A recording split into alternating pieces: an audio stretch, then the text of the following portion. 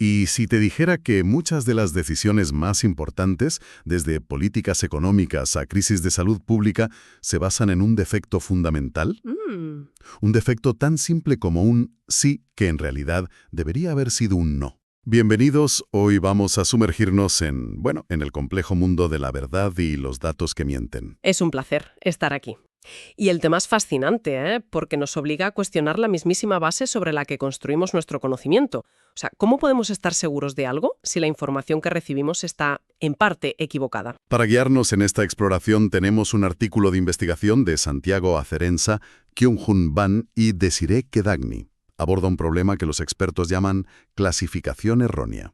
Un nombre un poco técnico, pero la idea es muy simple. Exacto.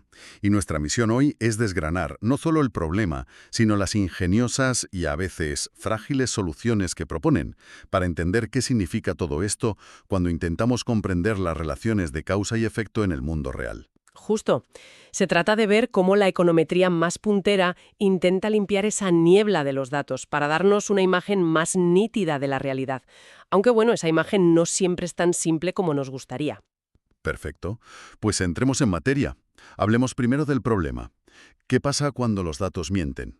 El artículo utiliza unos ejemplos que son muy ilustrativos. Pensemos en algo que parece sencillo, medir el retorno económico de tener un título universitario. Vale, para eso necesitas dos grupos, gente con título y gente sin título, y comparar sus salarios, claro, ajustando por otros factores. Parece de primero de estadística. Ahí está la clave. Parece. Para crear esos grupos, le preguntas a la gente en una encuesta como el censo. Pero el artículo cita un estudio de Black, Sanders y Taylor que es, vamos, para quedarse de piedra. ¿Ah, sí? ¿Qué encontraron? Descubrieron que más de un tercio de los encuestados en el censo de Estados Unidos que afirmaban tener un título profesional, en realidad no lo tenían. Un tercio. Uf, es una cifra brutal. Y nos obliga a pensar en las consecuencias. Si crees que estás midiendo el premio por tener un título, pero en tu grupo de premiados tienes un 33% de impostores, ¿qué estás midiendo realmente? Pues no lo sé, pero el verdadero valor de la educación no. Exacto. Probablemente estás subestimando de forma masiva ese valor. Claro, porque tienes a gente sin título, con salarios probablemente más bajos, mezclada en el grupo de los titulados. Y eso, pues eso, arrastra la media hacia abajo. Y eso tiene consecuencias reales, totalmente. Esto podría llevar a un político a concluir, erróneamente, que invertir en educación universitaria no es tan rentable y, por tanto, a recortar fondos. Todo por un dato mal clasificado. Y no es un problema solo de la educación. El artículo menciona otro caso muy relevante: medir la efectividad de las mascarillas en una pandemia. Se le pregunta a la gente si usa mascarilla. Y claro, muchos dirán que sí. Por supuesto, por presión social o porque saben que es la respuesta correcta. Pero la realidad es que quizás no la usan nunca o se la ponen mal, debajo de la nariz. Su respuesta es sí, pero la realidad de su comportamiento es no. Y las conclusiones de un estudio basado en esos datos podrían ser devastadoras. Podrías llegar a pensar que las mascarillas no funcionan tan bien, cuando el problema no es la mascarilla, sino que la gente no la usa como dice que lo hace. Y aquí es donde el artículo introduce una distinción técnica, pero que es fundamental. Este no es un error aleatorio. No es como si un 5% de las respuestas se cambiaran de sí a no y viceversa al azar. Lo definen como un error de clasificación no clásico. No clásico. Suena importante. ¿Qué significa exactamente? Significa que la probabilidad de equivocarse al responder depende de la verdad. O sea, el error tiene una dirección, un sesgo. Por ejemplo, es mucho más probable que alguien sin un título universitario mienta y diga que sí lo tiene. Que al revés, claro. Que al revés. Hay un incentivo social claro para aparentar más formación. Es muy raro que alguien con un doctorado diga que solo acabó la primaria. Entiendo. Pero, ¿es realmente tan unidireccional? Me pregunto si no habrá gente con títulos que, por alguna razón, no lo diga. Quizás por una especie de, no sé, de modestia malentendida o para evitar ciertas expectativas. ¿El modelo tiene en cuenta esa posibilidad? Es una pregunta excelente porque apunta a la complejidad del problema. En su modelo teórico más general, sí, podrían tener en cuenta errores en ambas direcciones. Sin embargo, en la práctica y en sus supuestos para la aplicación, se centran en el error más probable y documentado, el de la gente que infla sus credenciales. Vale. El sesgo principal va en esa dirección, y corregir ese sesgo ya es un desafío monumental.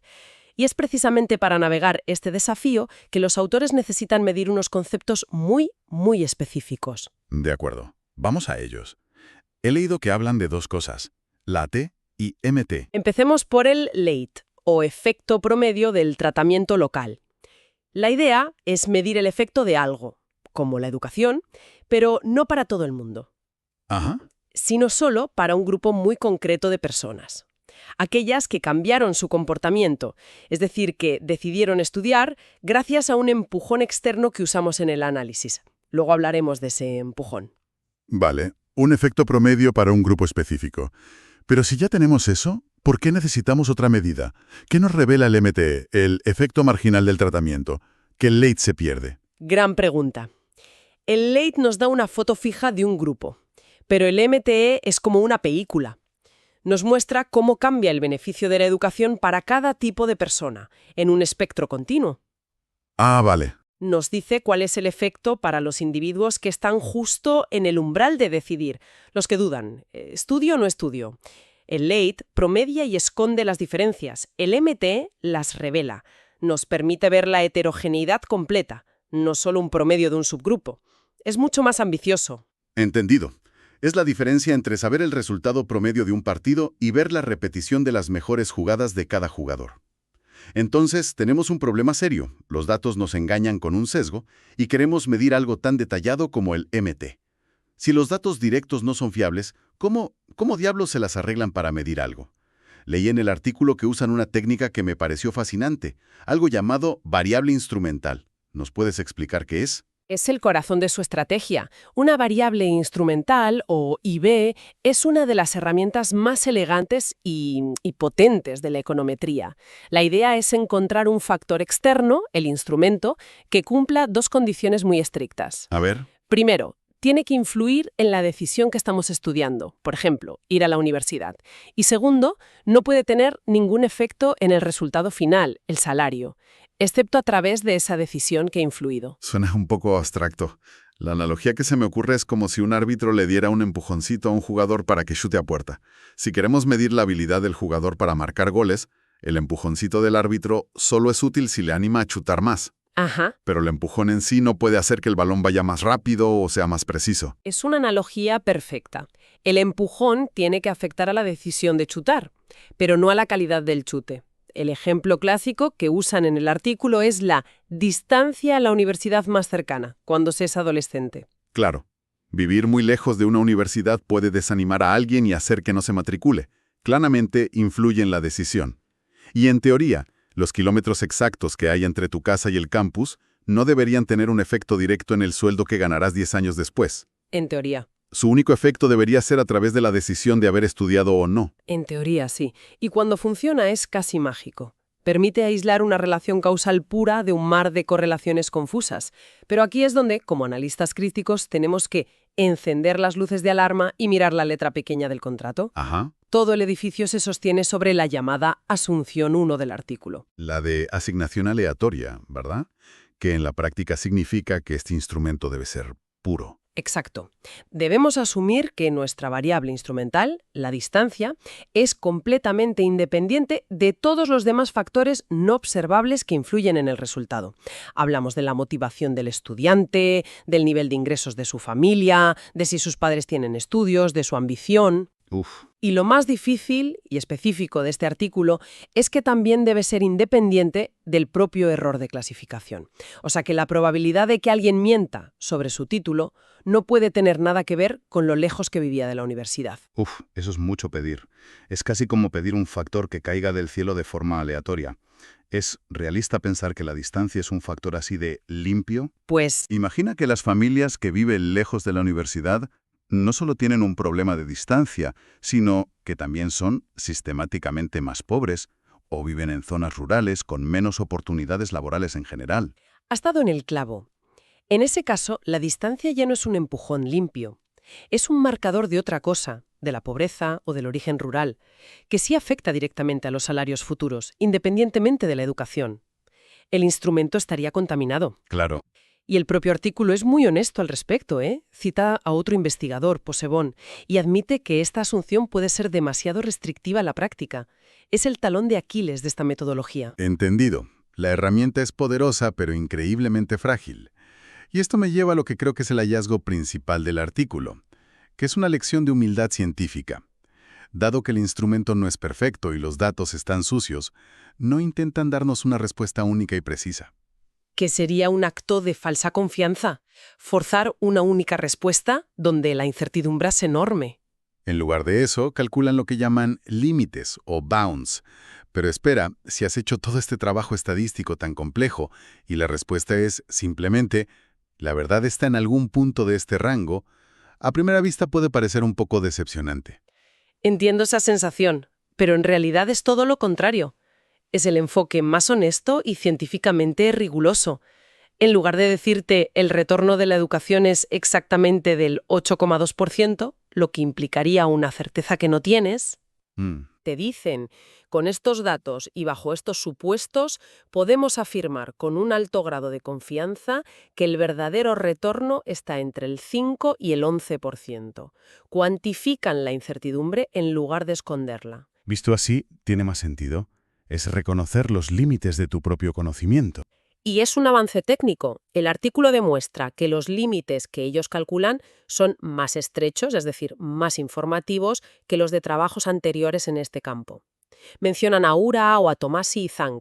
No están inventando los límites, pero sí están refinando la técnica para reducir el rango de incertidumbre. Pero me imagino que, de nuevo, estos límites no salen de la nada. También dependen de alguna asunción. Por supuesto. Y aquí llegamos a la asunción 4, que es otro punto crítico. Para poder calcular esos límites, el modelo necesita que la alimentes con un dato externo, un límite superior a la tasa de clasificación errónea. En el artículo lo llaman A alfa barra. Un momento. O sea, para resolver el problema de no saber cuánta gente miente en nuestros datos, necesitamos empezar por asumir una cifra máxima de cuánta gente podría estar mintiendo. ¿Cómo ese es un avance? ¿De dónde sale ese número mágico? Es la pregunta del millón, y es una crítica muy válida. Ese valor A no está en los datos principales que estás analizando. El investigador tiene que buscarlo en otro sitio.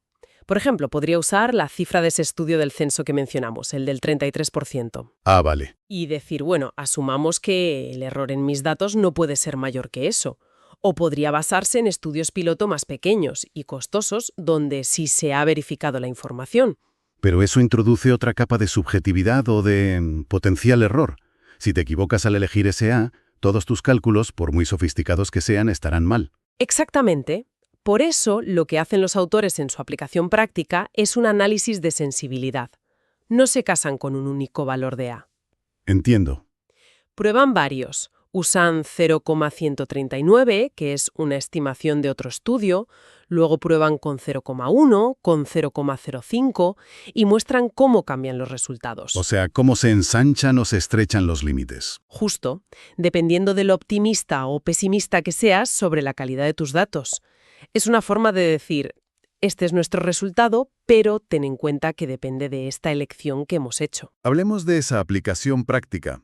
Para mí es donde toda esta teoría aterriza y se vuelve tangible. Usan datos de la encuesta sobre la vida familiar en Indonesia para estimar el retorno de la educación secundaria superior. Y aquí es donde vemos el poder del MTE, de esa película de los efectos del tratamiento. Totalmente.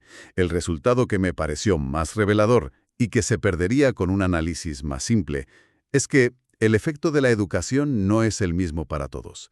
Descubren una heterogeneidad enorme. Encuentran que las personas con un coste no observado más bajo para estudiar, gente que podríamos suponer que tiene más motivación innata, más apoyo familiar, más aptitud, son las que obtienen un mayor retorno económico de su educación. Es débilmente decreciente. Traducido del lenguaje técnico, esto significa que los individuos que están más al límite de no estudiar, los que necesitan más persuasión o ayudas para dar el salto, son precisamente los que menos se benefician económicamente si finalmente lo hacen. O sea, que estamos invirtiendo recursos públicos, becas, ayudas, para empujar a la gente a estudiar, Pero este estudio sugiere que precisamente esa gente a la que más tenemos que empujar es la que menos beneficio económico le saca. Exacto. Eso tiene unas implicaciones enormes para el diseño de políticas educativas. Podría significar que las políticas universales no son la forma más eficiente de aumentar el bienestar económico general. Es una conclusión muy potente. Y es exactamente el tipo de matiz que el análisis del MTO permite descubrir. Pero, y sé que soy repetitiva, no podemos olvidar sobre qué cimientos se construye esta conclusión tan interesante. Déjame adivinar. El instrumento. El instrumento. En este caso, usan la distancia a la escuela secundaria más cercana. Y el propio artículo admite, con una transparencia que les honra, que la validez de este instrumento es altamente cuestionable y que el ejercicio es, sobre todo, ilustrativo. Vaya. Es una demostración de su método, no una verdad definitiva sobre la educación en Indonesia. Es decir que, de nuevo, podríamos tener el problema de que la distancia no solo mide el coste de acceso, sino que también es un indicador de vivir en una zona rural, con todo lo que eso conlleva para las oportunidades futuras. Exacto. Y hay más.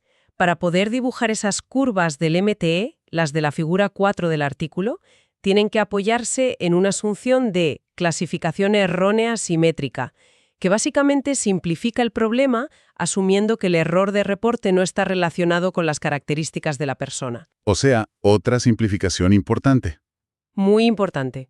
Los resultados son sugerentes, provocadores, pero están construidos sobre un andamiaje de supuestos fuertes. Creo que la mejor forma de visualizar esta tensión entre la teoría y la práctica es mirar los gráficos del artículo.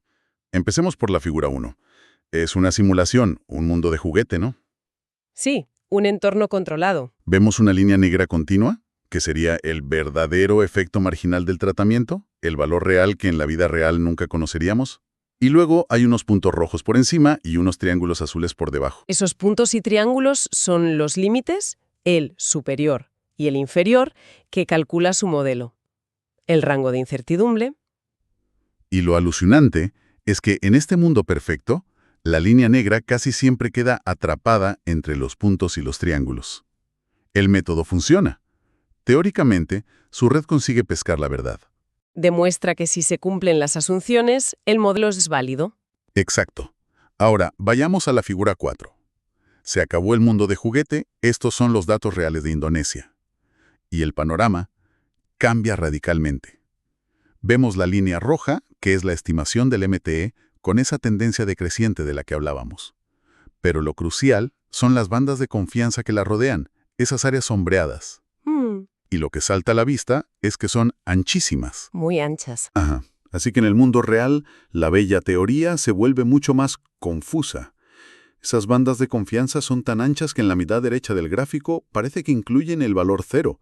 ¿Qué significa eso? Significa que la incertidumbre es enorme, que aunque la estimación puntual, la línea roja, sugiere un efecto positivo, no podemos descartar estadísticamente que el efecto real para esa mitad de la población sea nulo o incluso negativo. Vaya. Para la gente que está más indecisa sobre estudiar, nuestros datos son tan ruidosos que no podemos afirmar con confianza que la educación les vaya a suponer un beneficio económico. Es la cruda diferencia entre la elegancia de la teoría y el desorden de la realidad. Vaya. Es un baño de realidad. Bueno, creo que hemos cubierto mucho terreno. ¿Qué tal si intentamos destilar las conclusiones clave de todo este análisis? Me parece perfecto.